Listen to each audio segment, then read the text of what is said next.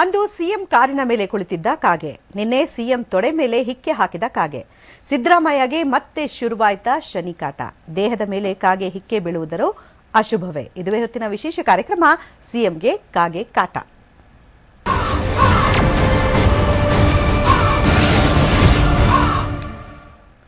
ಅದೇನೋ ಗೊತ್ತಿಲ್ಲ, ಸಿಎಂಗೆ ಕಾಗೆ ಕಾಟ ತಪ್ಪುವಂತೆ ಕಾಣ್ತಾನೆ ಇಲ್ಲ.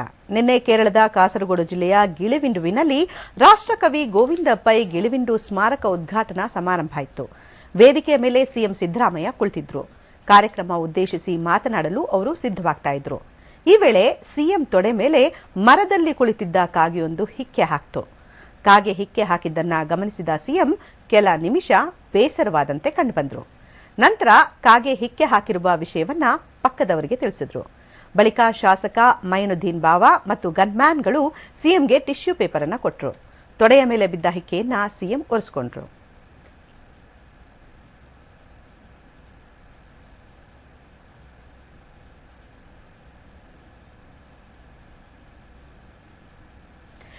ಅಂದ್ಹಾಗೆ ಸಿಎಂಗೆ ಕಾಗೆ ಕಾಟ ಕೊಡ್ತಾ ಇರೋದು ಇದೇ ಮೊದಲೇನಲ್ಲ. ಜೂನ್ 2ರಂದು ಬೆಂಗಳೂರಿನಲ್ಲಿ ಸಿಎಂ ಕಾರಿನ ಮೇಲೆ ಕಾಗೆ ಕುಳಿತುಕೊಂಡಿತ್ತು. ಈ ಘಟನೆಯಾದ ನಂತರ ಸಿಎಂ ಸಿದ್ದರಾಮಯ್ಯ ಕಾರನ್ನೇ ಬದಲಾವಣೆ ಮಾಡಿದ್ರು. ಆದರೆ ಕಾಗೆ ಕುಳಿತುಕೊಂಡಿದ್ದಕ್ಕೆ ಕಾರು ಬದಲಿಸಿಲ್ಲ, ಕಾರು ಬದಲಿಸಿರೋದು ಮೊದಲೇ ತೀರ್ಮಾನ ಮಾಡಲಾಗಿತ್ತು ಅಂತ ಸ್ಪಷ್ಟನೆಯನ್ನ ನೀಡಿದ್ರು. ಇದಾಗಿ 7 ತಿಂಗಳ ನಂತರ ಸಿಎಂ ತೊಡೆಯ ಮೇಲೆ ಕಾಗೆ ಹಿಕ್ಕೆ ಹಾಕಿದೆ. ಹೀಗಾಗಿ ಸಿಎಂಗೆ ಕಾಗೆ ಕಾಟ ಮತ್ತೆ ಶುರುವಾಗಿದ್ಯಾ ಅನ್ನೋ ಚರ್ಚೆ ಆರಂಭ ಆಗಿದೆ. ಅಲ್ಲದೆ ಕಾಗೆ ಹಿಕ್ಕೆ ದೇಹದ ಮೇಲೆ ಬೀಳೋದು ಅಶುಭದ ಸಂಕೇತವೇ ಅನ್ನೋ ಪ್ರಶ್ನೆ ಕೂಡ ಈಗ ಉದ್ಭವ ಆಗಿದೆ.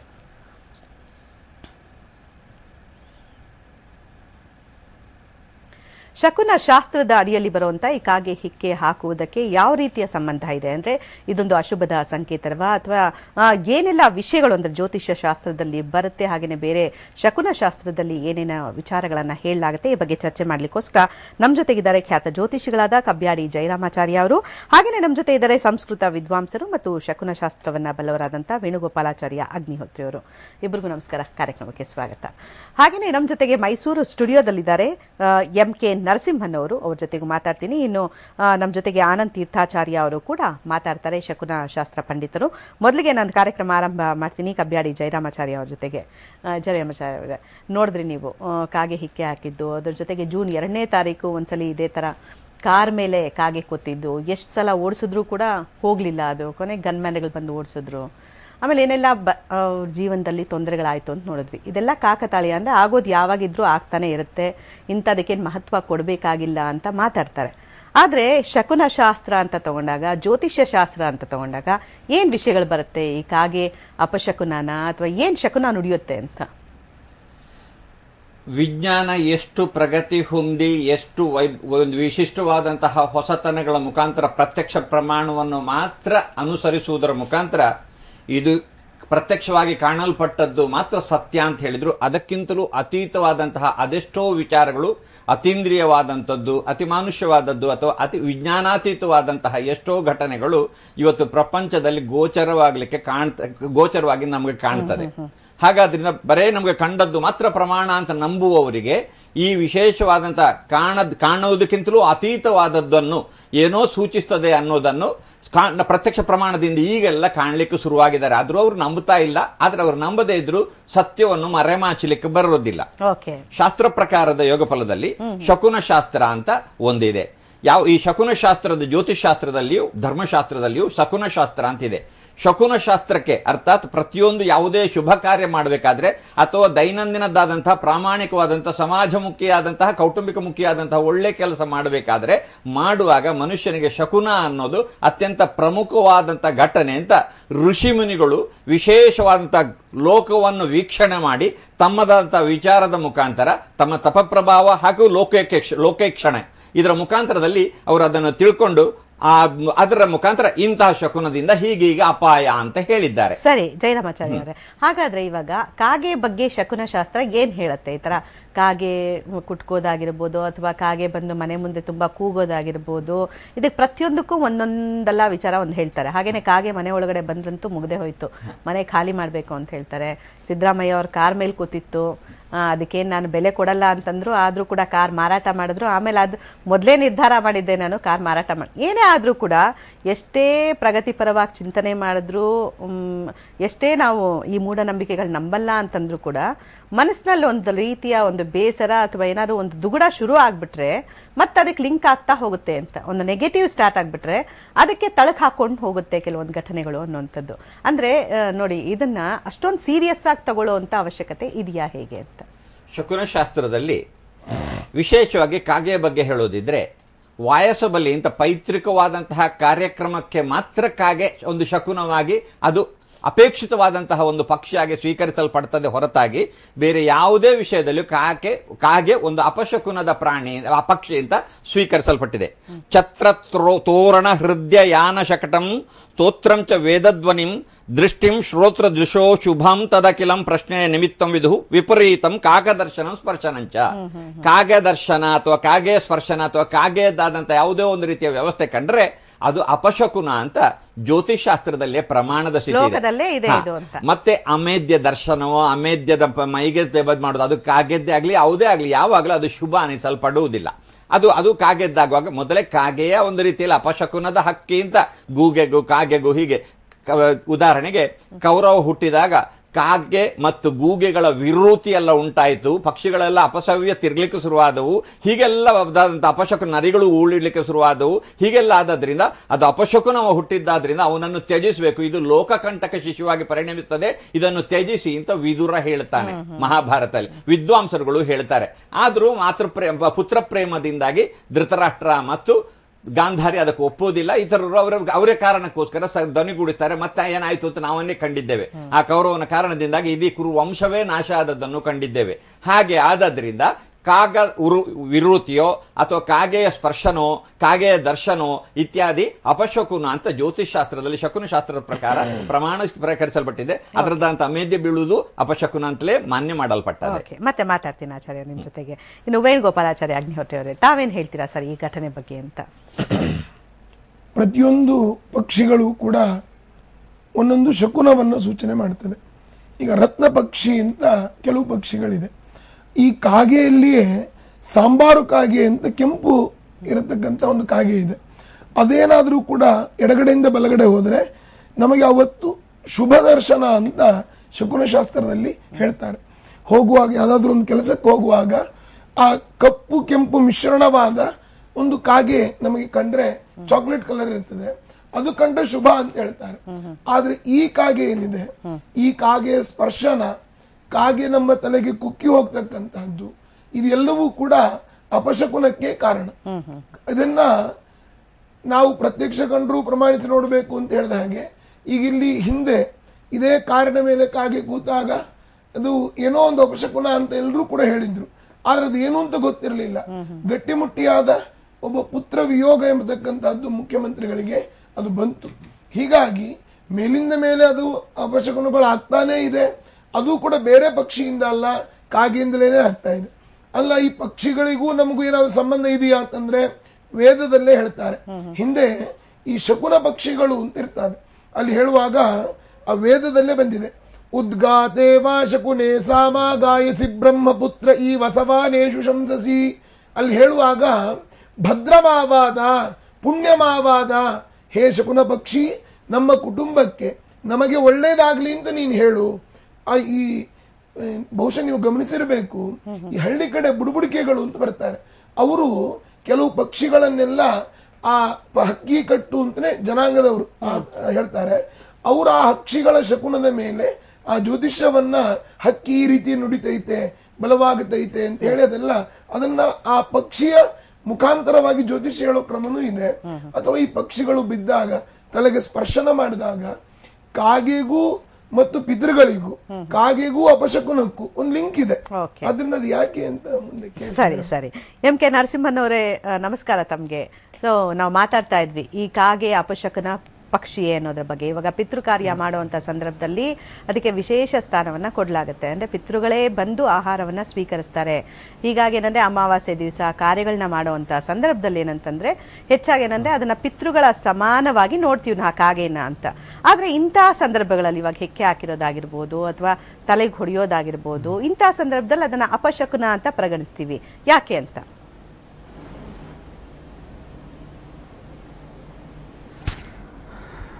ಸಮಸ್ತ TV9 ವೀಕ್ಷಕರಿಗೂ ಕೂಡ ನಮಸ್ಕಾರ. ತಾವು ಹೇಳ್ತಾ ಇದ್ರಿ ಶಕುನ ಅಂತ ಹೇಳಿದ್ರೆ ಅದು ಮುಂದಾಗುವ ಒಂದು ಸೂಚನೆ, ಪ್ರಕೃತಿ ನಮಗೆ ನೀಡುವಂತಹ ಒಂದು ಸೂಚನೆ. ಅದು ಶುಭ ಇರಬಹುದು, ಅಶುಭ ಇರಬಹುದು. ಪ್ರತಿಯೊಂದು ಪ್ರಾಣಿಗಳು, ಪಕ್ಷಿಗಳು, ಗಿಡ ಮರಗಳು ನಮಗೆ ಸೂಚನೆಯನ್ನು ನೀಡುತ್ತೆ. ನಮ್ಮ ಚಲನವಲನದಲ್ಲಿಯೂ ಕೂಡ ಅವುಗಳಿಗೆ ಸೂಚನೆ ಗೊತ್ತಾಗೋದು. ಇದು ಅವಿಭಾಜ್ಯ ಸಂಬಂಧ. ಪ್ರಾಣಿ ಪಕ್ಷಿಗಳಿಗೂ ಗಿಡ ಮರಗಳಿಗೂ ಮನುಷ್ಯನಿಗೂ ಇರುವಂತಹ ಒಂದು ಅವಿಭಾಜ್ಯ ಸಂಬಂಧ ಇದು. ಇದರಲ್ಲಿ ಇನ್ನೊಂದು ಮುಖ್ಯವಾದ ಒಂದು ವಿಷಯ ಹೇಳ್ತೀನಿ, ತಮಗೆಲ್ಲರಿಗೂ ಕೂಡ ಆಶ್ಚರ್ಯ ಆಗ್ಬೋದು, ಆದರೆ ಪ್ರತಿಯೊಬ್ಬರು ಕೂಡ ಗಮನ ಇಟ್ಟು ಕೇಳುವಂಥ ವಿಷಯ ಇದು. ಈ ಬ್ರಾಹ್ಮಣ, ಕ್ಷತ್ರಿಯ, ವೈಶ್ಯ, ಶೂದ್ರ ಅಂತ ಯಾವುದು 4 ವರ್ಣಗಳು ಹೇಳ್ತೀವೋ ಕೇವಲ ಇದು ಮನುಷ್ಯರಿಗೆ ಮಾತ್ರ ಅಲ್ಲ, ಕಾಗೆಗಳಲ್ಲಿಯೂ ಇದೆ, ಇರುವೆಗಳಲ್ಲಿಯೂ ಇದೆ, ಭೂಮಿಯಲ್ಲಿಯೂ ಇದೆ, ಪ್ರತಿಯೊಂದರಲ್ಲಿಯೂ ಇದೆ. ಇದಕ್ಕೆ ಕುತ್ತಿಗೆಯ ಬಣ್ಣ ಬೂದು ಬಣ್ಣದಲ್ಲಿದ್ದರೆ ಅದು ಬ್ರಾಹ್ಮಣ ಕಾಗೆ, ಇತ್ಯಾದಿ ಅದರ ಲಕ್ಷಣಗಳನ್ನು ಹೇಳ್ತಾರೆ. ಮತ್ತು ಅಮರಕೋಶದಲ್ಲಿ ಚಿರಜೀವಿ ಚೈಕದೃಷ್ಟಿ ಅಂತ, ಇದು ಬಹಳ ದೀರ್ಘಕಾಲ ಕಾಲ, ಅಂದರೆ 900 ಒಂದೊಂದು ಕಾಗೆಯ ಆಯಸ್ಸು 900 ವರ್ಷಗಳ ಕಾಲ. ಮತ್ತು ಇದಕ್ಕೆ ಒಂದೇ ದೃಷ್ಟಿ, ಅಂದರೆ ಇದರ ಎಡಗಣ್ಣು ಮಾತ್ರ ಇದಕ್ಕೆ ಕಾಣಿಸುತ್ತೆ, ಬಲಗಣ್ಣು ಇದಕ್ಕೆ ಕಾಣಿಸೋದಿಲ್ಲ. ಹಾಗಾಗಿ ಚಿರಜೀವಿ ಚೈಕದೃಷ್ಟಿ ಅಂತ ಅಮರಕೋಶದಲ್ಲಿ ಹೇಳುವಂಥದ್ದು. ನೀವು ಈಗ ಪ್ರಕೃತ ವಿಷಯಕ್ಕೆ ಬರೋಣ. ಆ ಕಾರ್ ಮೇಲೆ ನೀವು ಕಾಗೆಯನ್ನ ತೋರಿಸಿದ್ರಿ ಅಲ್ವಾ, ಅದರ ಎಡಭಾಗದ ದೃಷ್ಟಿ ಕಾರ್ ಮೇಲೆ ಇತ್ತು. ಬಹುಶಃ ತಾವು ಇನ್ನೊಂದ್ಸಲಿ ಅಬ್ಸರ್ವ್ ಮಾಡಿದ್ರೆ ನಿಮ್ಗೆ ಗೊತ್ತಾಗುತ್ತೆ. ಬಲಗಣ್ಣು ಕಾಣಿಸೋದಿಲ್ಲ. ಕಾಗೆ ತನ್ನ ಎಡಗಣ್ಣಿನ ದೃಷ್ಟಿಯನ್ನ ಆ ವ್ಯಕ್ತಿಯ ಮೇಲೆ ತೋರಿಸಿದೆ ಅಂತ ಹೇಳಿದ್ರೆ ನಿನಗೆ ಮುಂದೆ ಯಾವುದೋ ಒಂದು ಸೂಚನೆ ಇದೆ, ಶುಭವೋ ಅಶುಭವೋ ಸೂಚನೆ ಇದೆ, ನೀನು ಎಚ್ಚರಿಕೆಯಿಂದ ನಡೆ ಅಂತ ಹೇಳೋದು ಪ್ರಕೃತ ವಿಷಯಕ್ಕೆ ಸಂಬಂಧಪಟ್ಟ ವಿಷಯ. ಇದ್ರ ಬಗ್ಗೆ ಬೇಕಾದ್ರೆ ಮುಂದೆ ಚರ್ಚೆ ಮಾಡಬಹುದು. ಸರಿ, ಇವಾಗ ಹಿಕ್ಕೆ ಹಾಕಿರುವಂತ ವಿಚಾರಕ್ಕೆ ಸಂಬಂಧಪಟ್ಟ ಹಾಗೆ ಏನ್ ಹೇಳ್ತೀರಾ ಅಂತ ತಾವು ನರಸಿಂಹನವರೇ?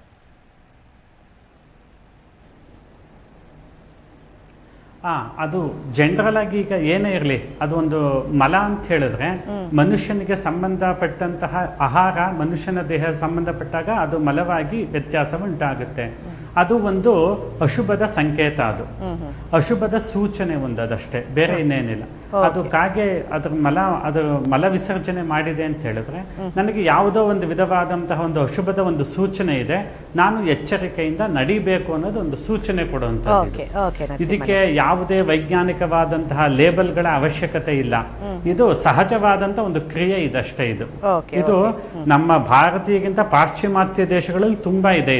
ಇದ್ರ ಬಗ್ಗೆ 1500 ವರ್ಷದಿಂದನೇ ವರಾಹಮಿಹಿರ ಸ್ಪಷ್ಟವಾಗಿ ಹೇಳ್ಬಿಟ್ಟಿದ್ದಾನೆ. ಶಕುನಗಳು ಅಪಶಕುನಗಳ ಬಗ್ಗೆ ಒಂದು 16 ಅಧ್ಯಾಯಗಳನ್ನೇ ಹೇಳಿದ್ದಾನೆ. ಅದು ತುಂಬಾ ವಿಸ್ತಾರವಾಗಿ ಹೋದ್ರೆ ಇನ್ನೂ ಇರುತ್ತೆ. ಆ ಕಾಗೆಗಳ ವಿಷಯದಲ್ಲಿ ಮುಂದೆ ನಾವು ನೋಡೋಣ. ಸರಿ ಸರಿ ನರಸಿಂಹನವರು, ಹಾಗಾದ್ರೆ ಇವಾಗ ಕಾಗೆ ಒಂದು ಅಶುಭದ ಸೂಚನೆಯನ್ನ CM ಸಿದ್ದರಾಮಯ್ಯನವರಿಗೆ ಕೊಟ್ಟಿದೆ ಅನ್ನುವಂಥ ವಿಚಾರವನ್ನ ಹೇಳ್ತೀರಾ. ಮತ್ತಷ್ಟು ಈ ಬಗ್ಗೆ ಚರ್ಚೆನ ಮುಂದುವರಿಸ್ತೀನಿ ಒಂದು ಚಿಕ್ಕ ಬ್ರೇಕ್ನ ನಂತರ.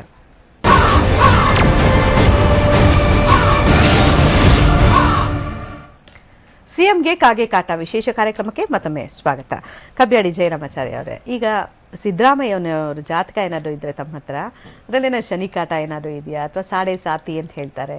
ಸೊ ಈಗೇನಾದರೂ ದೋಷಗಳಿದ್ದಂತಹ ಸಂದರ್ಭದಲ್ಲಿ ಜಾತಕಗಳಲ್ಲಿ ಈ ಥರ ಏನಾದರೂ ಕಾಡುತ್ತಾ ಹೇಗೆ ಅಂತ? ಇದು ಸಿದ್ದರಾಮಯ್ಯನವರ ಜಾತಕ ಅಂತ ಪ್ರಮಾಣಬದ್ಧವಾಗಿ ಅಥೆಂಟಿಕೇಟ್ ಮಾಡುವಷ್ಟು ನನ್ನ ಹತ್ರ ಅಲ್ಲ. ನಾನು ದತ್ತ ಮೂಲಗಳಿಂದ ಸ್ವೀಕರಿಸಿದ ಇದರ ಪ್ರಕಾರ ಅವರದ್ದು ವಿಶಾಖ ನಕ್ಷತ್ರ ವೃಶ್ಚಿಕ ರಾಶಿ ಅಂತ, ಕೆಲವು ವಾದದ ಪ್ರಕಾರ ವಿಶಾಖ ನಕ್ಷತ್ರ ತುಲಾ ರಾಶಿ, ವಿಶಾಖ ನಕ್ಷತ್ರ ವೃಶ್ಚಿಕ ರಾಶಿ ಅಂತ. ಯಾವುದೇ ಆಗಿದ್ರೂ ನಮ್ಮಲ್ಲಿ ಒಂದು ಪಕ್ಷಿಕೂಟ ಅಂತ ಉಂಟು. ಕೆಲವಷ್ಟು ನಕ್ಷತ್ರಗಳಿಗೆ ಇಂಥ ಪಕ್ಷಿ ಅಂತ. ಬಾರಂಡಕ ಪಿಂಗಲ ಕಾಕ ತಾಮ್ರಚೂಡಾಹ ಶಿಖಂಡೀತಿ ಖಗಾಕ್ರಮೇಣ ಬಾಣ ಅಂಗ ತರ್ಕ ಈಶು ಸಂಖ್ಯಾಭಾನಾಮ್ ಅಂತ. ಗಂಡ ಅಶ್ವಿನ್ಯಾದಿ 5 ನಕ್ಷತ್ರಗಳಿಗೆ ಬೇರುಂಡ, ಗಂಡ ಬೇರುಂಡ ಅನ್ನುವಂಥ ಪಕ್ಷಿ. ಆಮೇಲೆ ಅದರ ನಂತರದ 6 ನಕ್ಷತ್ರಗಳಿಗೆ ಪಿಂಗಲ, ಅದರ ನಂತರದ 5 ನಕ್ಷತ್ರಗಳಿಗೆ ಕಾಕ ಪಕ್ಷಿ ಅಂತ. ಹಾಗಾದ್ರಿಂದ ಅಲ್ಲಿ ಉತ್ತರ ನಕ್ಷತ್ರದಿಂದ ಅನುರಾಧ ನಕ್ಷತ್ರದವರೆಗಿನ ನಕ್ಷತ್ರಗಳಿಗೆ ಕಾಕ ಪಕ್ಷಿ ಅನ್ನೋದು ಪಕ್ಷಿಕೂಟವಾಗಿ ನಿರ್ಣಯ ಆಗಿದೆ. ಈ ಪಕ್ಷಿಕೂಟ ಯಾವುದೇ ಹಿಂದಿನವರು ಏನು ಮಾಡಿದ್ರು ಅದು ಕಾರಣ ಇಲ್ಲದೆ ಮಾಡಲಿಲ್ಲ. ಏನನ್ನೇ ಮಾಡಿದ್ರು ಅವರದಂತ ಸಹಸ್ರಾರು ವರ್ಷ ಆಗೆಲ್ಲ ಸಹಸ್ರಾರು ವರ್ಷಗಳ ಕಾಲವು ಋಷಿಮುನಿಗಳು ಬದುಕಿರುತ್ತಿದ್ದರು ಅಂತ ಉಲ್ಲೇಖ ಇತ್ತು. ಅವರದಂತ ಲೋಕವೀಕ್ಷಣೆ, ತಪಪ್ರಭಾವ, ಈ ಎರಡು ಕಾರಣಗಳನ್ನು ಒಟ್ಟು ಸೇರಿಕೊಂಡವರು ಇಂಥದ್ದನ್ನೆಲ್ಲ ಒಂದು ಪ್ರಪಂಚದ ಮುಖಕ್ಕೆ ಶಾಸ್ತ್ರಮುಖಿಯನ್ನು ಕೊಟ್ಟು ಪ್ರಮಾಣ ಅಂತ ಕೊಟ್ಟಿದ್ದಾರೆ. ನಾವು ಲೋಕದಲ್ಲಿ ಅದನ್ನೆಲ್ಲ ಅಬ್ಸರ್ವ್ ಮಾಡಿದ್ರೆ ಅದು ಅತ್ಯಂತ ಸತ್ಯ ಅಂತ ಕಂಡು ಬಂದದ್ದು ಉಂಟು. ಹಾಗೆ ಈಗ ಉತ್ತರಾದಿ ಈ ಅನುರಾಧ ನಕ್ಷತ್ರದ ಹೊರಗಿನ ನಕ್ಷತ್ರಕ್ಕೆ ಕಾಗೆ ಪಕ್ಷಿ ಆದದ್ರಿಂದ ಆ ನಕ್ಷತ್ರದವರಿಗೆ ಆಯಾ ಪಕ್ಷಿಗಳು ಯಾವ ನಕ್ಷತ್ರಗಳು ಯಾವ ಪಕ್ಷಿ ಅಂತ ಕಾರಣ ಅಂತ ಅವರಿಗೆ ಕೂಟ ಅಂತ ಹೇಳಿದ್ದಾರೆ. ಆ ಪಕ್ಷಿಗಳು ಅವರ ಜೀವನದಲ್ಲಿ ಆಗು ಹೋಗುಗಳ ಬಗ್ಗೆ ಅಥವಾ ಅವರ ಜೀವನದಲ್ಲಿ ಬರುವಂತಹ ತೊಂದರೆ ತೊಡಕೊಳ್ಳೋ ಬಗ್ಗೆ, ಶುಭಾಶುಭಗಳ ಬಗ್ಗೆ ಅವುಗಳು ಯಾವುದೋ ಒಂದು ರೀತಿ ಇದ್ದಾದಂತಹ ಶಕುನವನ್ನು ತಿಳಿಸ್ತಾವೆ. ಆದ್ರಿಂದ ಅದರ ಮುಖಾಂತರ ಎಚ್ಚರ ಆಗಬೇಕು ಅಂತ. ಶಕುನ ಅನ್ನೋದು ಪ್ರತಿಯೊಬ್ಬನ ಜೀವನದ ಚಟುವಟಿಕೆಗೆ ಪಕ್ಷಿಗಳಿಂದ, ಪ್ರಾಣಿಗಳಿಂದ, ಇತರೆ ಕೆಲವಷ್ಟು ವ್ಯವಸ್ಥೆಗಳು ಆಕಸ್ಮಿಕವಾಗಿ ಕಂಡಾವಾಗ ಆಗುವಂತಹ ವ್ಯವಸ್ಥೆಗೆ ಶಕುನ ಅಂತ ಹೇಳ್ತಾರೆ. ಹಾಗೆ ಕಾಗೆ ಅನ್ನೋದು ಇಂತಹ ಆ ನಕ್ಷತ್ರ ಕಾರಕದ ವ್ಯವಸ್ಥೆಯವರಿಗೆ ಅದರ ಮುಖಾಂತರ ಅದು ಕೆಲವಷ್ಟು ಸೂಚನೆ ಕೊಡುತ್ತೆ. ಹಾಗೆ ಇವರದ್ದಾದ ನಕ್ಷತ್ರ ವಿಶಾಖ ನಕ್ಷತ್ರ ಅಂತ ನಾವು ತಿಳಿದಂತೆ ಆ ವಿಶಾಖ ನಕ್ಷತ್ರಕ್ಕೆ ಕಾಗೆ ಪಕ್ಷಿಕೂಟದ ಕಾಗೆ ಆದದ್ರಿಂದ ಆ ಕಾಗೆ ಇವರಿಗೆ ಇಂತಹ ಸೂಚನೆಗಳನ್ನ ಕೊಡ್ತಾ ಇದ್ದು ಜಾಗ್ರತೆ ಮಾಡುವಂತ ತಿಳಿಸುತ್ತಾ ಇರಬೇಕು. ಇವರು ನಂಬೋದಿಲ್ಲ ಅಂತ ಹೇಳ್ತಾರೆ. ಸುದೈವಶಾತ್ ಹಾಗಿಲ್ಲ. ನನಗೆ ತಿಳಿದ ಮಟ್ಟಿಗೆ ಮನೆಯಲ್ಲಿ ಗುಟ್ಟಾಗಿ ಧಾರ್ಮಿಕ ಪ್ರಕ್ರಿಯೆಗಳು ನಡೀತಾವೆ, ಹೋಮಹವನಗಳು ನಡೀತಾವೆ, ಜ್ಯೋತಿಷ್ಯ ಸಮಾಲೋಚನೆ ನಡೀತದೆ ಅಂತಲೂ ಕೇಳಿಪಟ್ಟಿದ್ದೇನೆ. ಆದ್ರೂ ಅದು ನಮಗೆ ಇಲ್ಲಿ ಪ್ರಸ್ತುತವಾದ ವಿಚಾರ ಅಲ್ಲ.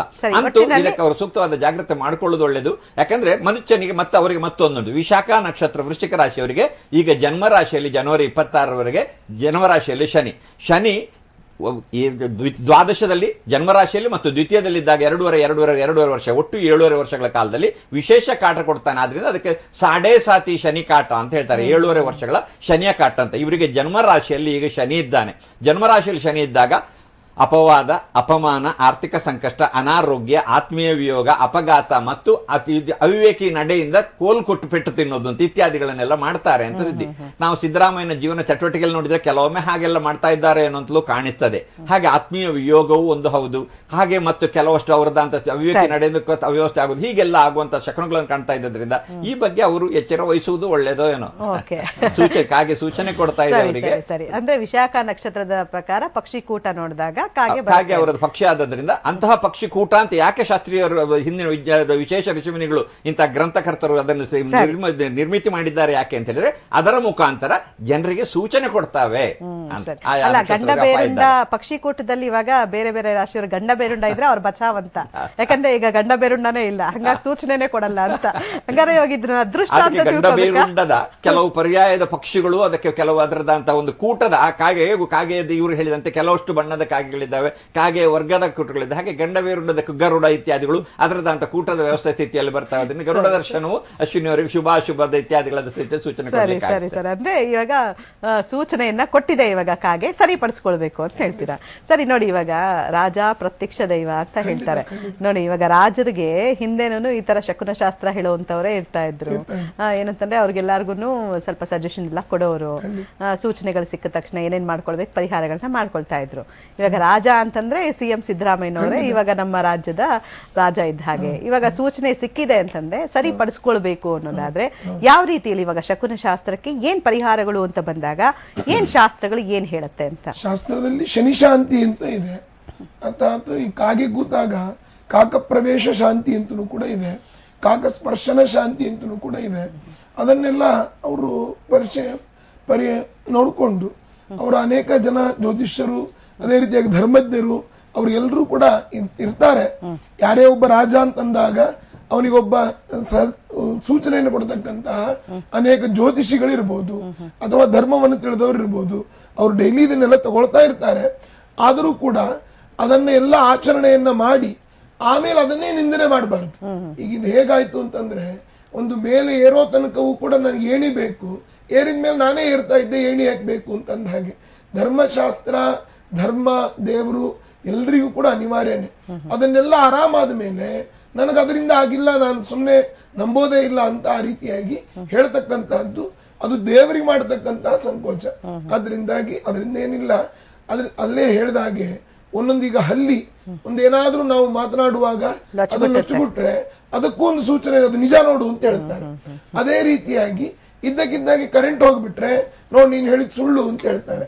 ಅದೇ ಬೆಕ್ಕು ಬಲಗಡೆ ಹೋಗ್ಬಿಟ್ರೆ ಅದು ಗಂಡಸರಿಗೆ ಶುಭ ಅಂತ, ಎಡಗಡೆ ಹೋದ್ರೆ ಹೆಣ್ಮಕ್ಳಿಗೆ ಶುಭ ಅಂತ. ಕಣ್ಣು ನೋಡ್ಕೊಳ್ಳೋದು, ಕಣ್ಣು ಹಾರೋದ್ರಲ್ಲಿ ಕೂಡ ರೆಪ್ಪೆ ಹಾರೋದು, ಭುಜ ಹಾರೋದು, ಅದೆಲ್ಲ ತುಂಬಾ ಶಕುನಗಳಿದೆ. ಬೆಕ್ಕು ಅಡ್ಡ ಹೋದಾಗ ಒಂದು ಕ್ಷಣ ನಿಲ್ಲಿಸಬೇಕು ಅಂತ ಹೇಳ್ತಾರೆ. ಅದು ನಿಲ್ಲಿಸಿದ್ರೆ ಅಪಶಕುನ ಅಂತ ಅರ್ಥ ಅಲ್ಲ, ಆ ಒಂದು ಕ್ಷಣ ದೇವರ ಸ್ಮರಣೆ ಮಾಡಿ ಮುಂದೆ ಹೋಗ್ಬೇಕು ಅಂತ. ಯಾಕಂದ್ರೆ ಒಂದು ಅಪಶಕುನ ಅಂತ ಇರ್ಬೋದು, ದೇವರನ್ನ ಮರೆತವರಿಗೆ ಆ ಪ್ರಾಣಿಗಳು ಪಕ್ಷಿಗಳೆಲ್ಲ ಸೂಚನೆಯನ್ನು ಕೊಡ್ತದೆ. ಹಿಂದಿನ ಕಾಲದಲ್ಲಿ ಮನೆಯಲ್ಲೇನಾದ್ರೂ ಕೂಡ ಅವಘಡ ಆಗ್ಲಿಕ್ಕಿದ್ರೆ ಹಸುಗಳಿಗೆಲ್ಲ ಆ ಯಮದೂತರೆಲ್ಲ ಕಾಣಿಸ್ತಾರೆ. ಹಸುಗಳಿಗೆ, ನಾಯಿಗಳಿಗೆ ನೆಗೆಟಿವ್ ಎನರ್ಜಿಗಳೆಲ್ಲ ಸ್ಪಷ್ಟವಾಗಿ ಕಾಣ್ತದೆ. ಆ ಸಂಚಾರ ಆದಾಗ ಮನೆಯಲ್ಲಿ ಅದೆಲ್ಲ ಗೋಗರಿತಾ ಇತ್ತು, ಜೋರಾಗಿ ಕಿರಿಸ್ತಾ ಇದ್ವು. ಆಗ ಆ ಮನೆಯಲ್ಲಿ ಏನೋ ಅಶುಭ ಅಂತ ನಾವು ಸೂಚನೆ ಹಿಡಿತಾ ಇದ್ರು. ಮನೆ ಮೇಲೆ ಗೂಬೆ ಕೂಡೋದು, ಕಾಗೆ ಒಳಗಡೆ ಪ್ರವೇಶ ಮಾಡೋದು, ಇದೆಲ್ಲವೂ ಕೂಡ ಶಕುನ ಇದ್ದೇ ಇದೆ.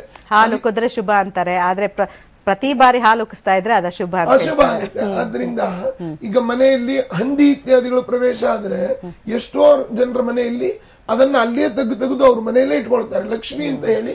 ತುಂಬಾ ಇದೆ ಆ ತರದ ಘಟನೆಗಳು. ಅಂದ್ರೆ ಇದನ್ನೆಲ್ಲ ಮೂಢನಂಬಿಕೆ ಅಂತ ಅಂದ್ಕೊಂಡು, ಅಂದ್ರೆ ಈಗ ನಮ್ಮ ಇರೋದೇ ನೀವ್ ಹೇಳಿದಾಗೆ ರಾಜ ಪ್ರತ್ಯಕ್ಷ ದೇವತಾ ಅಂತ. ರಾಜ ಹೇಗಿರ್ಬೇಕು, ಯಥಾ ರಾಜ ತಥಾ ಪ್ರಜಾ. ಈ ರಾಜರು ಈ ರೀತಿಯಾದ ಘಟನೆಗಳು ನಡೆದಾಗ ಧರ್ಮಾಚರಣೆ ಇತ್ಯಾದಿಗಳನ್ನ ಮಾಡ್ಕೊಂಡಿದ್ರೆ ಅವರಂತೆ ಪ್ರಜೆಗಳಾಗ್ತಾರೆ. ಈಗ ರಾಜನೇ ಇದೇನು ಇಲ್ಲ, ಆರಾಮಾಗಿದ್ಬಿಡಿ ಅಂತಂದ್ರೆ ನಿದ್ರೆ ಬಂದವನಿಗೆ ಹಾಸ್ಕೊಟ್ಟಾಗ ಆಗ್ತದೆ, ಧರ್ಮವೇ ನಾಶ ಆಗಿ ಹೋಗ್ತದೆ. ಆದ್ರಿಂದ ಇದನ್ನ ಆಚರಣೆ ಮಾಡಿ ಅವರು ಇದಕ್ಕೊಂದು ಸ್ಪಷ್ಟೀಕರಣವನ್ನೆಲ್ಲ ಕೊಟ್ಟು ಪರಿಹಾರ ಮಾಡಿಕೊಂಡು ಅವ್ರು ಚೆನ್ನಾಗಿದ್ರೆ ಇಡೀ ನಮ್ಮ ಕರ್ನಾಟಕ ರಾಜ್ಯ ಚೆನ್ನಾಗಿರುತ್ತೆ. ನಮ್ಮ ಆಶಯ ಅದು, ನಮ್ಮ ರಾಜ್ಯ ಚೆನ್ನಾಗಿರ್ಬೇಕು. ಸರಿ ಸರಿ ಸರಿ. ಎಂ ಕೆ ನರಸಿಂಹನವರೇ, ತಾವು ಹೇಳ್ತಾ ಇದ್ರಿ ಅಶುಭದ ಸಂಕೇತ ಅಂತ ಹೇಳಿದ್ರಿ, ಇವಾಗ ಒಂದು ಸೂಚನೆ ಕೊಟ್ಟಿದೆ ಕಾಗೆ ಅನ್ನೋಂಥ ಮಾತನ್ನ ಹೇಳ್ತಾ ಇದ್ರಿ. ಇವಾಗ ನೋಡಿ, ಇವಾಗ ತುಂಬಾ ಜನ ಹೇಳ್ತಾರೆ ತಮಿಳ್ನಾಡಲ್ಲಿ ಕಾಗೆಗಳು ಮನೆಯ ಒಳಗಡೆನೆ ಹೋಗ್ತವೆ, ಮನೆ ಒಳಗಡೆನೆ ಇರ್ತವೆ, ಓಡಾಡ್ತಾ ಇರ್ತವೆ. ಆದ್ರೆ ನೋಡಿ, ಮನೆ ಚೇಂಜ್ ಮಾಡುವಂಥದ್ದು ಇದು ಅಪಶಕುನ ಅನ್ನುವಂಥ ಭಾವನೆ ಆ ಪ್ರದೇಶದಲ್ಲಿ ಇಲ್ಲ ಅಂತ ಹೇಳ್ತಾರೆ. ಇವಾಗ ನಮ್ಮ ಭಾಗ ಅಂತ ತೆಗೆದುಕೊಂಡಾಗ ಈ ಹಿಕ್ಕೆ ಹಾಕೋದಾಗಿರ್ಬೋದು, ಅಥವಾ ಕಾಗೆ ಏನಾದ್ರೂ ಟಚ್ ಮಾಡೋದಾಗಿರ್ಬೋದು, ಮನೆ ಒಳಗಡೆ ಹೋಗಿರೋದಾಗಿರ್ಬೋದು, ಯಾಕೆ ಅಶುಭ ಅಂತ ಅನ್ಬಿಟ್ಟು ಅಂತ?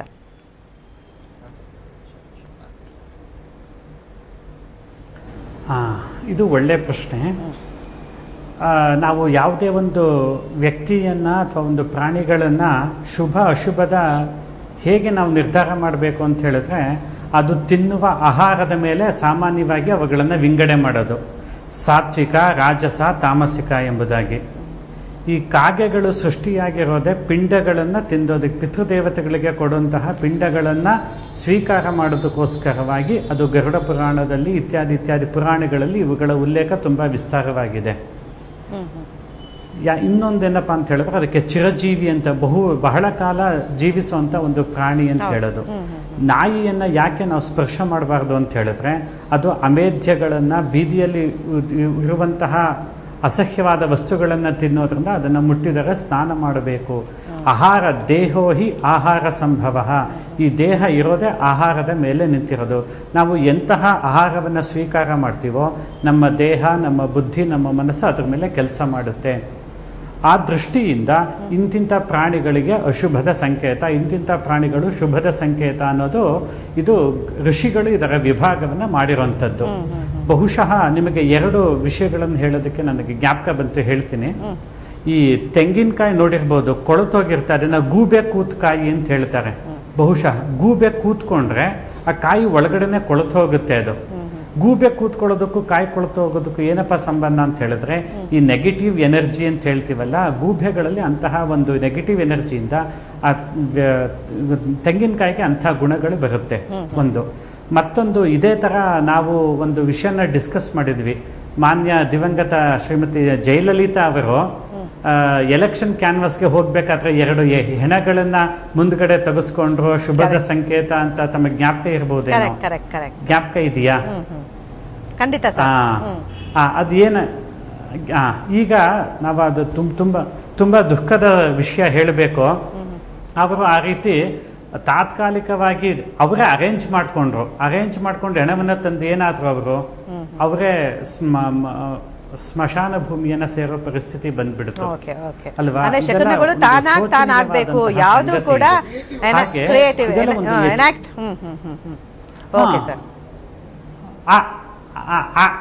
ಆರ್ಟಿಫಿಷಿಯಲ್ ಆಗಿ ಆಗ್ಬಾರ್ದು ಅದು.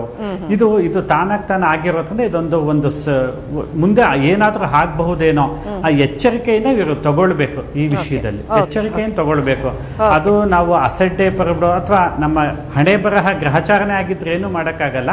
ಅದರ ಒಂದು ಮುನ್ಸೂಚನೆ ಅಷ್ಟೇ ಒಂದು. ಈಗ ತುಂಬಾ ಮೋಡ ಕವಿದಿದೆ ಅಂತ ಹೇಳಿದ್ರೆ ನಾವು ರೈನ್ ಕೋಟ್ ಅಥವಾ ಛತ್ರಿನ ತಗೊಂಡು ಹೋಗಲ್ವಾ, ಆ ರೀತಿ ಇದೊಂದು ಮುನ್ಸೂಚನೆ ಅಂತ ತಿಳ್ಕೊಂಡು ಎಚ್ಚರಿಕೆ ತಗೊಂಡ್ರೆ ಇದು ತುಂಬಾ ಒಳ್ಳೇದು ಅಂತ ನನ್ನ ಭಾವನೆ, ವೈಯಕ್ತಿಕ ಭಾವನೆ. ಸರಿ ಎಂ ಕೆ ನರಸಿಂಹನವರೇ, ಮತ್ತೆ ಮಾತಾಡ್ತೀನಿ. ಕಬ್ಯಾಡಿ ಜಯರಾಮಾಚಾರ್ಯ ಅವರೇ, ಅಗ್ನಿಹೊಟ್ಟೆ ಅವರೇ, ನಮ್ಮ ಜೊತೆಗೆ ಮಾತಾಡ್ತೀನಿ. ಒಂದು ಚಿಕ್ಕ ಬ್ರೇಕ್ ನಂತರ ಮತ್ತೆ ಚರ್ಚೆ ಮುಂದುವರಿಯುತ್ತೆ.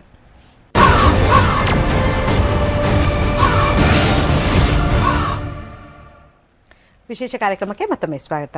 ಕಬ್ಯಾಡಿ ಜಯರಾಮಾಚಾರ್ಯ ಅವರೇ, ನೋಡಿ, ಕಾಗೆ ನೋಡಿದಾಗ ಅದೊಂದು ಪಾಪದ ಪಕ್ಷಿ. ಪಾಪ ಏನಾದ್ರು ತಿನ್ನೋವಾಗೂ ಕೂಡ ಕಾಕ ಅಂತ ಕರೆದು ಎಲ್ಲಾನು ಕರೆದೇ ತಿನ್ನೋದದು. ಅದೊಂದೇ ಯಾವತ್ತೂ ಕೂಡ ತಿನ್ನೋದಿಲ್ಲ.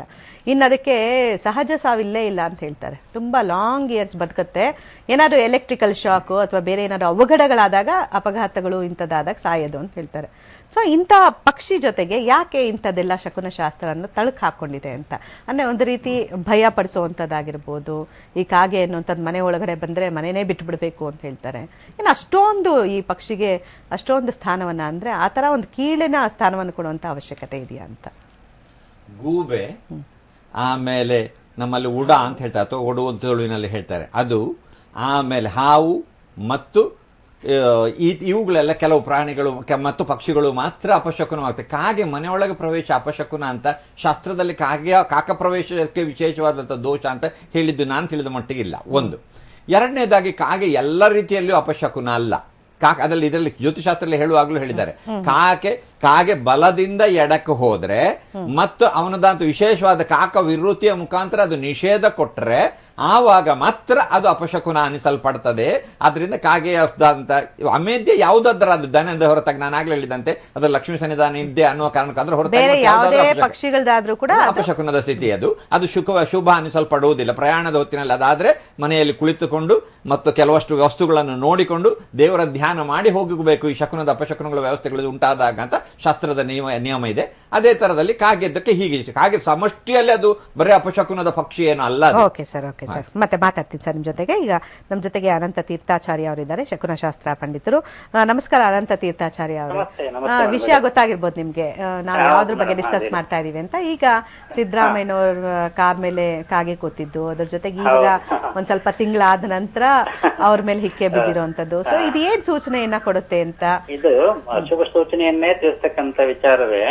ಯಾಕೆಂದ್ರೆ ಸಹಜವಾಗಿ ಕಾಗೆ ಅಂತ ಹೇಳಿದ್ರೆ ನಾವು ಇದರಲ್ಲಿ ಪಿತೃ ಕಾರ್ಯಗಳಲ್ಲಿ ನಾವು ಕಾಗೆ ಪಿಂಡ ಅಂತ ನೋಡ್ತೇವೆ. ಅದು ಪಿತೃಗಳಿಗೆ ಸ್ವರ್ಗ ಆಗದೆ ಇದ್ರೆ ಆ ಅನ್ನವನ್ನ ಮುಟ್ಟೋದಿಲ್ಲ. ಅನ್ನವು ಅದಕ್ಕೆ ಕೆಂಡದಂತೆ ಕಾಣ್ತಾ ಇರ್ತದೆ. ಸೊ ಹಾಗಾಗಿ ಆ ಜೀವದ ಒಂದು ಆಶೋತ್ತರಗಳಿತ್ತು ಅಂದ್ರೆ ಎಲ್ಲಾ ಬಂಧು ಬಳಗದವರು ಕುತ್ಕೊಂಡು ನಿಮ್ಮ ಆಶೋತ್ತರಗಳನ್ನು ಈಡೇರಿಸ್ತೀವಿ ಅಂತ ಹೇಳಿ ಪ್ರಾರ್ಥನೆ ಮಾಡ್ಕೊಳ್ತಾರೆ. ಒಂದು ಸಂದರ್ಭದಲ್ಲಿ ಹೀಗಾಯ್ತು. ನಮ್ಮ ಆತ್ಮೀಯರೊಬ್ಬರ ಮರಣ ಸೂಚನಾ ಸಂದರ್ಭದಲ್ಲಿ 11ನೇ ದಿವಸದಲ್ಲಿ ಪಿಂಡ ಪ್ರದಾನ ಮಾಡಿದಾಗ ಅದು ಕಾಗೆ ಪಿಂಡವನ್ನೇ ಮುಟ್ಲಿಲ್ಲ. ಸೊ ಹಾಗಾಗಿ ಅದು ಏನಾಗಿತ್ತು ಅಂದ್ರೆ ಆ ಜೀವ ಹಿಂದೆ ಪ್ರತಿ ಸಾರಿ ಆಸ್ಪತ್ರೆಗೆ ಹೋಗಿ ಚಿಕಿತ್ಸೆನ ಕೊಡಿಸ್ತಾ ಇತ್ತು. ಇನ್ಮೇಲೆ ಆಸ್ಪತ್ರೆ ಕರ್ಕೊಂಡು ಹೋಗಲ್ಲಪ್ಪ ಅಂತ ಹೇಳಿ ಪ್ರಾರ್ಥನೆ ಮಾಡ್ಕೊಂಡಾಗ ಕಾಗೆ ಪಿಂಡವನ್ನ ಮುಡ್ತು. ಸೊ ಹೀಗೆ ಕಾಗೆ ಪಿಂಡದ ವಿಚಾರದಲ್ಲಿ ನಾವು ಕೂಡ ಶಾಸ್ತ್ರೀಯವಾಗಿ ನಾವು ವಿಚಾರವನ್ನು ಮಾಡ್ತೇವೆ. ಕಾಗೆ ಪಿಂಡವನ್ನು ಮುಟ್ಟಿದ್ರೆ ಹಿರಿಯರಿಗೆ ಮೃತರಾದವರಿಗೆ ಸದ್ಗತಿ ಸಿಗುತ್ತೆ ಅನ್ನೋ ವಿಚಾರವನ್ನ ನಾವು ನೋಡ್ತೇವೆ. ಹಾಗೆ ಕಾಗೆಗಳು ಈಗ ಹೇಳಿದಂತೆ ಜಯರಾಮ್ ಸರ್ ಹೇಳಿದಂತೆ ಕಾಗೆ ಶುಭನೂ ಹೌದು. ಯಾಕಂದ್ರೆ ಮನೆ ಮುಂದೆ ಕಾಗೆಗಳು ಹೋಗಿದ್ರೆ ನೆಂಟರು ಮನೆಗೆ ಬರ್ತಾರೆ ಅಂತ ಹೇಳಿ ಕೂಡ ಒಂದು ಐತಿಹ್ಯ ಇದೆ. ಸೊ ಹಾಗಾಗಿ ಕಾಗೆ ಯಾವ ಸಂದರ್ಭದಲ್ಲಿ ಅವ್ರು ಹೇಳಿದ್ರೆ ಬಲಕ್ಕೆ ಹೋದಾಗ ಅಶುಭ ಆಗ್ತದೆ ಹೊರತು ಎಲ್ಲಾ ಸಂದರ್ಭವಿಲ್ಲ. ಇನ್ನ ಅಮೇಧ್ಯ ಎಲ್ಲಾ ಪ್ರಾಣಿಗಳ ಅಮೇಧ್ಯವು ಕೂಡ ಅಶುಭದಾಯಕವಾಗಿದ್ದು ಗೋವಿನ ಏನೋ ಸಗಣಿ ಇದಿದೆ ಅದು ಲಕ್ಷ್ಮೀ ಸ್ವರೂಪದಲ್ಲಿ ನಾವು ಸ್ವೀಕಾರ ಮಾಡ್ತೀವಿ. ಹಾಗಾಗಿ ಕಾಗೆ ಮಾತ್ರ ಏನಾಗುತ್ತೆ ಅಂತ ಹೇಳಿದ್ರೆ ಅದು ಅಮೇಧ್ಯವೇ ಆಗ್ತದೆ, ಅದು ಅಶುಭವೇ ಆಗ್ತದೆ. ಹಾಗಾಗಿ ಆ ಸಂದರ್ಭದಲ್ಲಿ ಸ್ವಚ್ಛತೆ ಮಾಡಿಕೊಂಡು ದೇವ್ರ ಮುಂದೆ ತುಪ್ಪದ ದೀಪವನ್ನು ಹಚ್ಚತಕ್ಕಂಥದ್ದು ಒಳ್ಳೇದಾಗ್ತದೆ. ಮತ್ತೆ ಇನ್ನು ಕಾಗೆ ಮೆಟ್ಟು ನೋಡ್ತಕ್ಕಂಥದ್ದು ಅಂತ ಹೇಳ್ತೀವಿ. ಕಾಗೆ ಮೈಥುನ ಕ್ರಿಯೆಯನ್ನು ನೋಡ್ತಕ್ಕಂಥದ್ದು ಅಶುಭ ಕ್ರಿಯೆ ಅಂತ ಹೇಳ್ತೀವಿ. ಈ ಕ್ರಿಯೆಯಲ್ಲಿ ಕೂಡ ಸರ್ಪದ ಮಿಥುನವನ್ನು ನೋಡಿದಾಗಲೂ ಕೂಡ ಅದು ದೋಷವೇ ಅಂತಾನೆ ಮತ್ತು ಹೀಗೆ ಶಕುನಶಾಸ್ತ್ರದಲ್ಲಿ ಬಹಳಷ್ಟು ವಿಸ್ತಾರವಾದ ಪಶು ಪಕ್ಷಿಗಳ ವಿಚಾರದಲ್ಲಿ ನಾವು ನಿರ್ಣಯವನ್ನ ಮಾಡ್ತೇವೆ. ಸೊ ಹಾಗಾಗಿ ಕಾಗೆ ಅಂತಕ್ಕಂಥದ್ದು ಮತ್ತೆ ಅದು ಕಾಗೆ ಕತೆ ಗೊತ್ತಿರ್ಬೇಕು ನಿಮ್ಗೆ. ಒಂದು ಹಿಂದೆ ಬಲಿಚಕ್ರವರ್ತಿ ಹೋಮ ಮಾಡಿದಾಗ ನಾವು ಇಂದ್ರ ಪದವಿಯನ್ನು ಪಡಿಬೇಕು ಅಂತ ಹೇಳಿ 99 ಬಾರಿ ಯಾಗವನ್ನ ಮಾಡ್ತಾನೆ. 100ನೇ ಯಾಗವನ್ನ ಮಾಡಿದ್ರೆ ಅವನಿಗೆ ಇಂದ್ರ ಪದವಿ ಸಿಗುತ್ತೆ ಅನ್ನೋ ವಿಚಾರದಲ್ಲಿ ಏನಾಗುತ್ತೆ, ಆಗ ವಾಮನ ರೂಪಿಯಾಗಿ ಭಗವಂತ ಬಂದು 3 ಪಾದವನ್ನ ಕೇಳ್ತಾನೆ. ಆ ಸಂದರ್ಭದಲ್ಲಿ ಶುಕ್ರಾಚಾರ್ಯರು ಅವನಿಗೆ ತಡೆ ಮಾಡ್ತಾರೆ. ಆಗ ಕೇಳೋದಿಲ್ಲ, ನಾನು ಕೊಡ್ತೀನಿ ಅಂತ ಅಂದಾಗ ಕಮಂಡಲಿನ ತುದಿಯಲ್ಲಿ ಆ ಶುಕ್ರಾಚಾರ್ಯ ಹೋಗಿ ಸೇರ್ಕೊಳ್ತಾರೆ. ಆಗ ದರ್ಭೆಯಿಂದ ಆ ಕುಂಡಲಿನ ಕಮಂಡಲಿನ ತುದಿಗೆ ಚುಚ್ಚಿದಾಗ ಅದು ಒಕ್ಕ ಕಣ್ಣ ಅಂತ ಆಗ್ತದೆ. ಹಾಗಾಗಿ ಕಾಗೆಗೆ 1 ಕಣ್ಣು ಅಂತ ಕೊಡುತ್ತೆ, ಒಕ್ಕಣ್ಣ ಅಂತಾನು ಕೂಡ ಕರಿತಾ ಇದ್ದೇವೆ ನಾವು. ಹೀಗಾಗಿ ಈ ಕೆಲವು ವಿಚಾರಗಳಲ್ಲಿ ನಮಗೆ ಕಾಗೆ ನಮ್ಮ ಮೃತರಾದ ವ್ಯಕ್ತಿಗಳಿಗೆ ಸದ್ಗತಿಯನ್ನು ಕೊಡ್ಲಿಕ್ಕೆ ಅದು ಬೇಕಾಗ್ತದೆ. ಅಲ್ಲಿ ನಾವು ಕಾಗೆಗಳನ್ನು ಮೊನ್ನೆ ಕಾಗೆ ಪಿಂಡ ಮಟ್ಟಿಲ್ಲ, ಕಾಗೆ ಕೊಟ್ಟಿಲ್ಲ ಅಂತ ಪೇಚಾಡ್ತಿರ್ತೀವಿ. ಈಗ ಕಾಗೆ ಬಂದ್ರಿಂದ ಅಶುಭ ಅಂತ ಅಂತೀವಿ. ಯಾಕೆಂದ್ರೆ ಯಾವ ಸಂದರ್ಭದಲ್ಲಿ ಅದನ್ನ ಶುಭ ಅಶುಭ ಅಂತ ನಿರ್ಣಯ ಮಾಡ್ತಕ್ಕಂಥದ್ದು ಬಹಳ ಶಕುನಶಾಸ್ತ್ರದಲ್ಲಿ ವಿಸ್ತಾರವಾಗಿ ಹೇಳಿದೆ. ಆ ದಿಶೆಯಲ್ಲಿ ನಾವು ಚಿಂತನೆ ಮಾಡ್ಬೇಕಾಗತ್ತೆ ಹೊರತು ಈಗ ಸಿದ್ದರಾಮಯ್ಯನವರ ವಿಚಾರದಲ್ಲಿ ತಗೊಂಡಾಗ ಆ ಕಾಗೆ ಕಾರ್ ಮೇಲೆ ಕುತ್ಕೊಂಡ್ಮೇಲೆ ಕಾರನ್ನೇ ಬದಲಾವಣೆ ಮಾಡಿದ್ರು, ನಂತರ ಸಾಕಷ್ಟು ಅವಘಡಗಳನ್ನು ನೋಡಿದ್ರು. ಇದು ಅವರಿಗೊಂದು ಇದು ಅಶುಭ ಸೂಚನೆಯನ್ನೇ ತಿಳಿಸ್ತಾ ಇದೆ. ಈಗ ಜನವರಿ 26ರಿಂದ ಶನಿ, ಯಾಕಂದ್ರೆ ಕಾಗೆ ಶನಿಯ ವಾಹನವಾಗ್ತದೆ. ಆ ಶನಿ ವಾಹನವಾಗಿರ್ತಕ್ಕಂಥದ್ರಿಂದ ಕಾಗೆಗಳಿಗೆ ನಾವು ಆಹಾರವನ್ನು ಕೊಡ್ತಕ್ಕಂಥದ್ದು ಈ 7.5 ಶನಿ, ಅಷ್ಟಮ ಶನಿ, ಪಂಚಮ ಶನಿಯಲ್ಲಿ ಕೂಡ ಒಂದು ಜ್ಯೋತಿಷ್ ಶಾಸ್ತ್ರದಲ್ಲಿ ಬಂದಿರತಕ್ಕಂಥದ್ದು ವಿಚಾರ. ಇನ್ನು ಪಂಚಪಕ್ಷಿ ಶಾಸ್ತ್ರದಲ್ಲೂ ಕೂಡ ಕಾಗೆ, ಗೂಬೆ, ನವಿಲು, ಹದ್ದು, ಕೋಳಿ ಅಂತ ಪಂಚಪಕ್ಷಿ ಶಾಸ್ತ್ರದಲ್ಲೂ ಕೂಡ ಕಾಗೆಯನ್ನ ನಾವು ಪ್ರತಿನಿಧಿಸ್ತೀವಿ. ಹೀಗಾಗಿ ಕಾಗೆ ಜ್ಯೋತಿಷಾಸ್ತ್ರದಲ್ಲೂ ಇದೆ, ಶಕುನಶಾಸ್ತ್ರದಲ್ಲೂ ಇದೆ ಅನ್ನೋದು ನನ್ನ ಅಭಿಪ್ರಾಯ. ಸರಿ ಅಂದ್ರೆ ಇವಾಗ ಇದು ಅಶುಭದ ಸಂಕೇತ, ಇದು ಸೂಚನೆ ಕೊಟ್ಟಿದೆ. ಸರಿ, ನಿಮ್ಮ ಅಭಿಪ್ರಾಯ ಕೂಡ ಅದೇ. ಸರಿ, ಧನ್ಯವಾದಗಳು ಅನಂತ ತೀರ್ಥಾಚಾರ್ಯ ಅವರೇ, ತಾವು ನಮ್ಮ ಜೊತೆಗೆ ಮಾತಾಡಿದ್ದಕ್ಕೋಸ್ಕರ. ನಮಸ್ಕಾರ. ಎಲ್ಲರ ಅಭಿಪ್ರಾಯವೂ ಕೂಡ ಅದೇ, ಅಶುಭದ ಸಂಕೇತ, ಒಂದು ಸೂಚನೆಯನ್ನು ಕೊಟ್ಟಿದೆ. ಸಿಂಪಲ್ ಆಗಿ ಒಂದು ಪರಿಹಾರ ಹೇಳೋದು, ತುಪ್ಪದ ದೀಪ ಹಚ್ಚಿ ಒಂದು ನಮಸ್ಕಾರ ಮಾಡಿದ್ರೆ ಸಾಕು. ಅವರೇ ಮಾಡ್ಬೇಕು ಅಂತಿಲ್ಲ, ಅವರ ಮನೆಯವರಲ್ಲಿ ಯಾರಿದ್ರು ಕೂಡ ಮಾಡ್ಬೋದು ಅಂತ. ಎಳ್ಳೆಣ್ಣೆ ಶನಿಯ ದೋಷ ಪರಿಹಾರಕ್ಕೆ, ಅವರಿಗೆ ರವಿದಶ ಶನಿ ಭುಕ್ತಿ ಬೇರೆ, 7.5 ಜನ್ಮ ರಾಶಿ ಬೇರೆ. ಶುದ್ಧ ಎಳ್ಳೆಣ್ಣೆಯನ್ನು ತಲೆಯಲ್ಲಿ ಸುತ್ತಿ ಅದರಲ್ಲಿ ಮುಖ ನೋಡಿದ್ರೆ, ಅದು ಈಶ್ವರನ ಕ್ಯಾಮರಾ ಅಂತ ಎಳ್ಳೆಣ್ಣೆ, ಅದರಲ್ಲಿ ನೋಡಿದ್ರೆ ಅವ್ರಿಗೆ ಯಾವುದೇ ಅಪಾಯ ಇದ್ರೂ ಪರಿಹಾರ ಆಗ್ತದೆ ಅಂತ ಒಂದು ಶಾಸ್ತ್ರೀಯ ಸುಲಭ ಪರಿಹಾರ. ಶನಿಯ ದೋಷದಕ್ಕೆ ಪರಿಹಾರದ ಸ್ಥಿತಿಯಲ್ಲಿ ಅಥವಾ ಇಂಥ ಅಪಶಕುನ ದೋಷಗಳ ಪರಿಹಾರಕ್ಕೆ ಧರ್ಮಶಾಸ್ತ್ರ ವಿಹಿತವಾದಂತ ಇದೆ. ಅವರಿಗೆ ಬೇಕಾದಷ್ಟು ಜನ ಸಲಹೆ ಕೊಡುವವರಿದ್ದಾರೆ. ಅಂತಹ ಒಂದು ಕಾರ್ಯಕ್ರಮಗಳ ಮುಖಾಂತರ ಅವರು ದೋಷವನ್ನು ಪರಿಹಾರ ಮಾಡಿ. ಅವರ ಕಾರ್ನಲ್ಲಿ ಕಾಗೆ ಕೂತಿತ್ತು, ಅದು ಎಷ್ಟು ಹೊತ್ತು ಓಡಿಸಿದ್ರು ಹೋದ್. ನಿಜವಾಗಿ ಕಾಗೆ ಪುಕ್ಕಲು ಪ್ರಾಣಿ, ಅದನ್ನು ಬಹಳ ಧೈರ್ಯವಂತ ಹಕ್ಕಿ ಏನಲ್ಲ, ಅದು ಪುಕ್ಕಲು ಅದು ಹೋಗುದು. ಶಕುನ ತುಳಿಸುವಾಗ ಯಾವಾಗಲೂ ಅವುಗಳು ಜಾಗ್ರತೆ ಮಾಡಿ ಅಂತ ಸೂಚಿಸುವುದಕ್ಕೂ ಅವರು ಪ್ರಯತ್ನ ಮಾಡ್ತವೆ. ನಾವು ಎಚ್ಚೆತ್ತುಕೊಳ್ಳುವುದಿಲ್ಲ, ಅದು ದುರಂತ ನಮ್ಮಲ್ಲಿ. ಸರಿ, ಈಗ ನೋಡಿ, ಈಗ ಹಿಕ್ಕೆ ಬಿದ್ದಿದೆ ಅಂತ ಹೇಳಿದ್ರೆ ಪ್ರತಿಯೊಂದು ಪಕ್ಷಿಯ ಅಮೇಧ್ಯ ಕೂಡ ಏನಂದ್ರೆ ಅಶುಭದ ಸಂಕೇತ ಅಂತಾನೆ ಹೇಳಿದ್ರೆ, ಈಗ ಏನಾದ್ರು ಆರೋಗ್ಯದ ಬಗ್ಗೆ ಏನಾದ್ರು ಸೂಚನೆ ಕೊಡ್ತಾವ, ಏನಾದ್ರು ಪ್ರತ್ಯೇಕವಾಗಿ? ರಾಶಿಯಲ್ಲಿ ಸರಿ ಇದ್ದಾಗ ನಾನು ಆಗ್ಲೇ ಹೇಳಿದಂತೆ ಅನಾರೋಗ್ಯಾದಿ ಅವ್ಯವಸ್ಥೆಗಳಿಗೂ ಕಾರಣ ಆಗಬಹುದು.